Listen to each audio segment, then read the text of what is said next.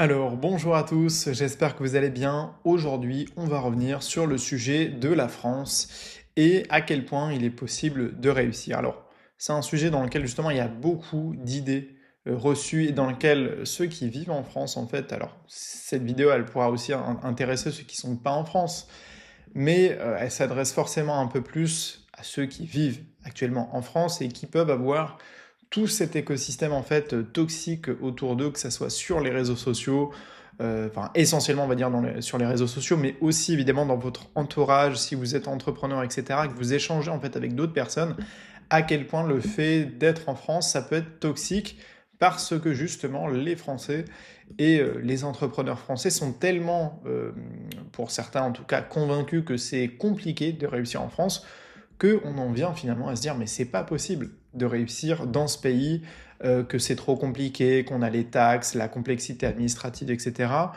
que c'est toujours mieux ailleurs. Ok. Et dans cette vidéo, j'aimerais revenir sur moi un petit peu toutes mes expériences personnelles, mon vécu plutôt sur ces 8 à 9 années d'entrepreneuriat. Qu'est-ce que j'en pense concrètement et est-ce que c'est vraiment mieux ailleurs? Est-ce qu'il n'y a pas aussi beaucoup d'avantages à être en France?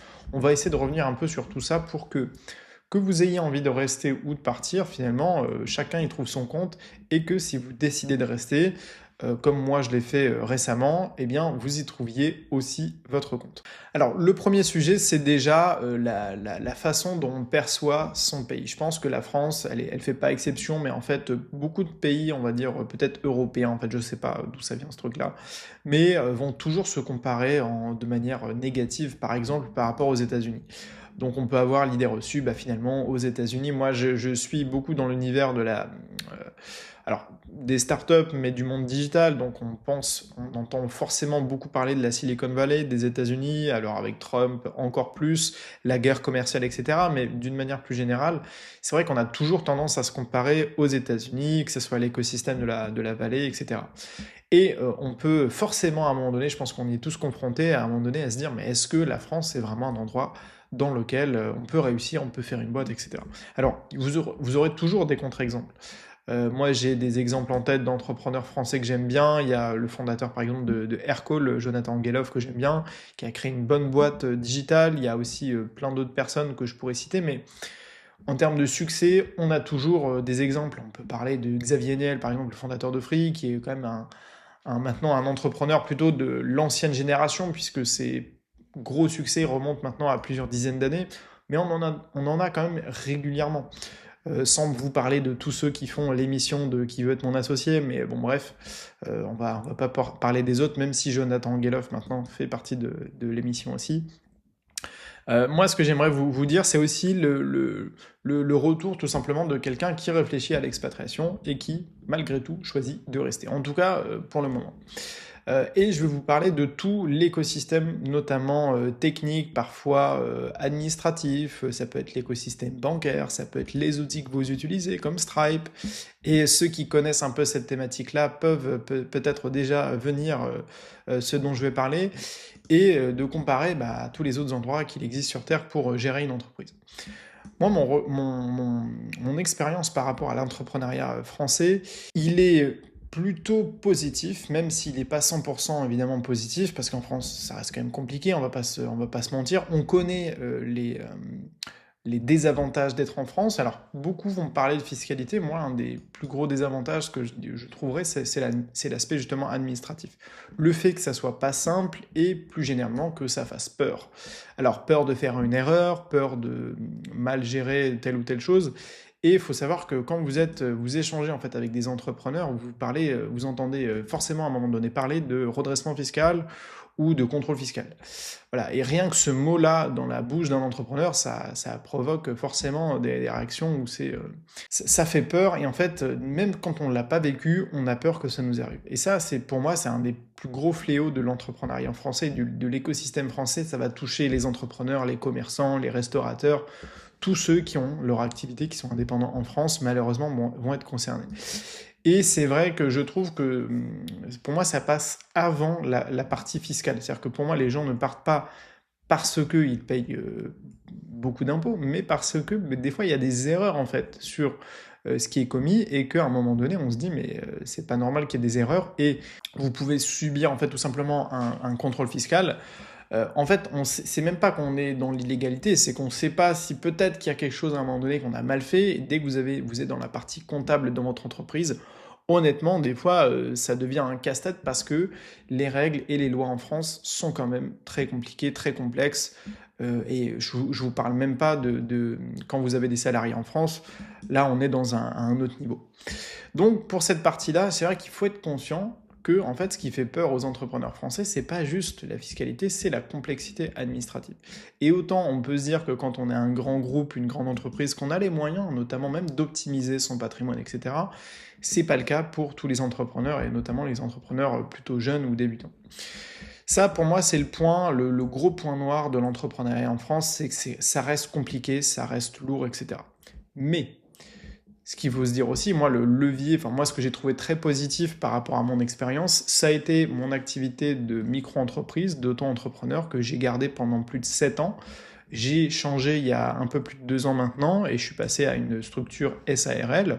Bon, pour cette partie-là, je pourrais vous en reparler aussi, mais finalement, j'ai trouvé que l'expérience de la micro-entreprise était plutôt au global intéressante. Et donc, ils ont le mérite d'avoir simplifié toute cette expérience-là. Ça reste qu'il y a encore quelques points qui pourraient être améliorés et surtout simplifiés. Comme je vous disais, le plus important, c'est la simplification, mais le fait que, par exemple, on puisse payer en une seule fois ses cotisations, ses impôts, bon, c'est un pourcentage, hein, il me semble que c'était 24%, c'est vrai que c'est quand même assez intéressant. Et après, vous payez la TVA, et après un certain seuil, ça devient effectivement plus intéressant de se créer une entreprise avec les statuts qu'on connaît, EURL, SARL, SAS, SASU. Donc là, la simplicité, c'est un point à la fois positif et puis à terme, ça reste un point évidemment négatif.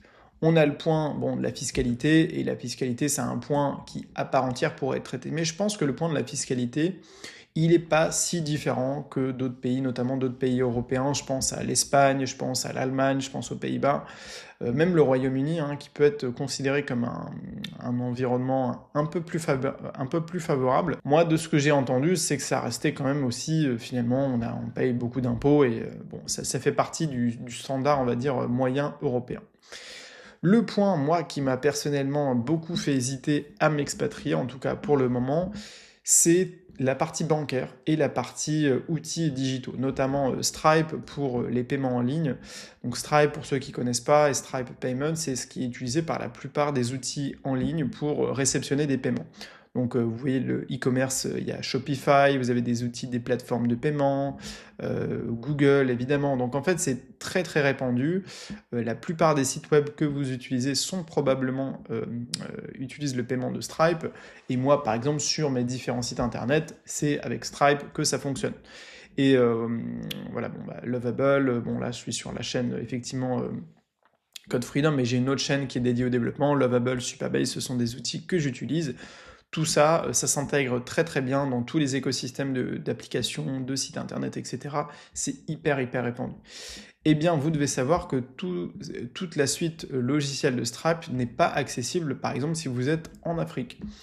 Et je pense plus précisément au cas de l'île Maurice, qui est un endroit d'expatriation qui est plutôt intéressant, mais qui malheureusement ne permet pas d'avoir Stripe.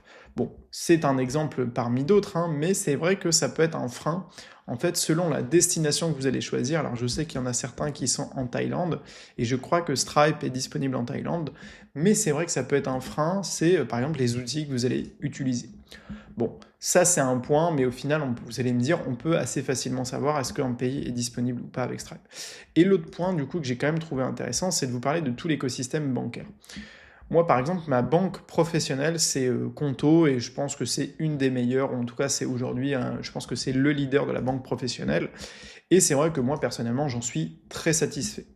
Et en fait, en fonction des pays où vous allez pouvoir potentiellement vous expatrier ou réfléchir à aller, vous n'allez pas retrouver la même qualité d'application bancaire. Alors je pense même à des endroits comme Dubaï, on pourrait se dire bah, c'est le futur hein, à Dubaï. Et bien en fait, les applications mobiles là-bas, je m'étais renseigné, sont pas si modernes que ça, y compris pour les applications mobiles professionnelles. Et en fait, c'est tout bête, mais quand vous avez vos petites habitudes avec les logiciels avec lesquels vous êtes à l'aise, des fois, c'est pas évident de se dire bah, je vais aller dans un autre pays, je vais m'expatrier et je vais changer du coup d'outil. Alors, au-delà de changer d'outil, c'est de passer à des outils qui sont vraiment matures, sécurisés et dans lesquels vous allez avoir confiance. D'où toute la thématique de cette vidéo, qui est que finalement l'écosystème français est quand même pas mal quand il s'agit de gérer un business. Alors, je vous donnerai mon avis sur quel est selon moi le meilleur pays pour gérer son business à l'international. Et bon, bah, je pense que vous le voyez venir, ça va être les États-Unis, notamment en ayant une société, une LLC aux États-Unis, au Wyoming ou dans le Delaware.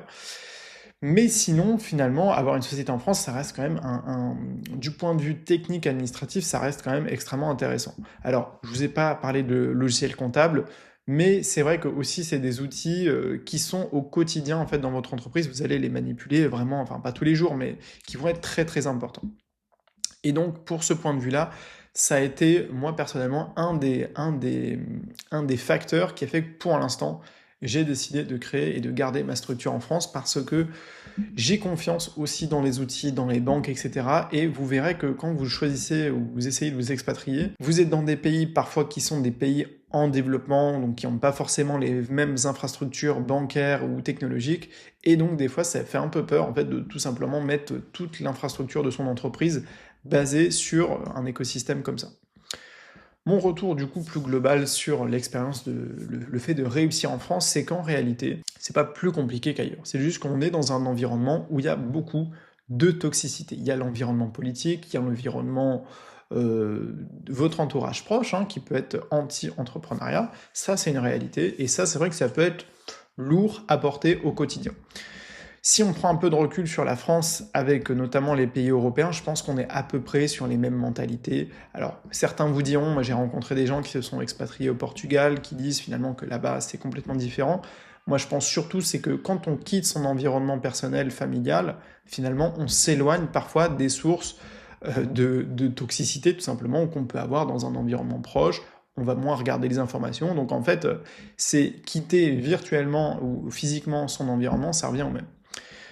Ce que je pense aussi, c'est que par rapport à d'autres pays comme les États-Unis, comme les Émirats Arabes Unis, qui sont des destinations où il y a beaucoup d'expatriés français, la réalité, c'est que c'est pas le fait de s'expatrier qui va rendre votre entreprise, votre profil, votre parcours, qui va vous aider en fait à réussir. L'environnement, je pense que c'est quelque chose qui est un peu surcoté, même si, bon, je vous le cache pas, ça a son importance aussi. Mais ce que je veux, c'est qu'en tout cas sur cette chaîne-là, on reste positif, on essaye de voir des points positifs partout, et je veux pas que vous fassiez partie des gens tout simplement qui se disent que réussir en France, c'est pas possible. Pour vous dire, j'ai même rencontré, échangé avec des gens dernièrement qui étaient pour certains en Belgique, donc avec un peu le même profil que la France, c'est-à-dire beaucoup de toxicité, beaucoup d'idées préconçues, qui me disaient quasiment mot pour mot, voilà, la France c'est fini, l'Europe c'est fini, et donc même avec tout le contexte en fait politique qu'il y a aux États-Unis, de la guerre commerciale, etc., on a l'impression qu'on n'est jamais dans le top des pays pour entreprendre, dans le top des pays pour réussir. Mais c'est malheureusement une idée qui est complètement fausse, et en fait, peu importe où est-ce que vous résidez, à partir du moment d'ailleurs où vous faites un business qui est digital, votre présence physique n'a aucun impact. Et ça, c'est quelque chose qui est difficile en fait à réaliser. Moi-même, c'était, voilà, même si je peux aujourd'hui faire mon activité depuis n'importe où, en ayant comme projet par exemple de m'expatrier à l'île Maurice, j'avais du mal en fait à percevoir cet aspect-là.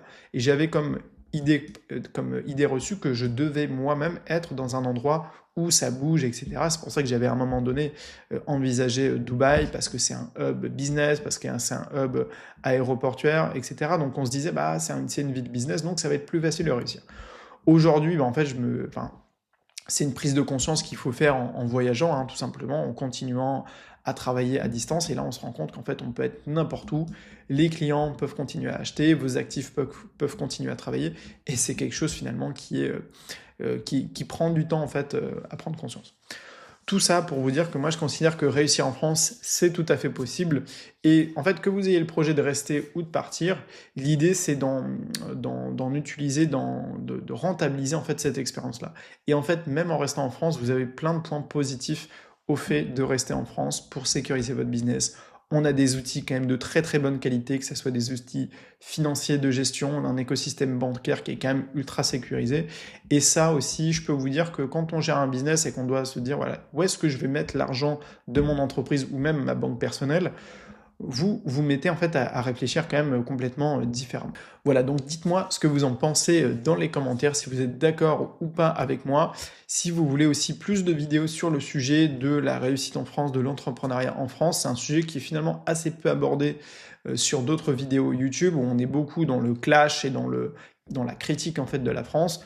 Alors encore une fois, je dis pas que tout est parfait, je dis pas que l'environnement justement ne peut pas être toxique, mais malgré tout, il y a des milliers, des millions d'entrepreneurs en France qui ont choisi de rester, certains qui choisissent de partir, d'autres qui hésitent comme moi, mais dans tous les cas, c'est jamais tout noir ou tout blanc, il y a toujours des avantages et des inconvénients.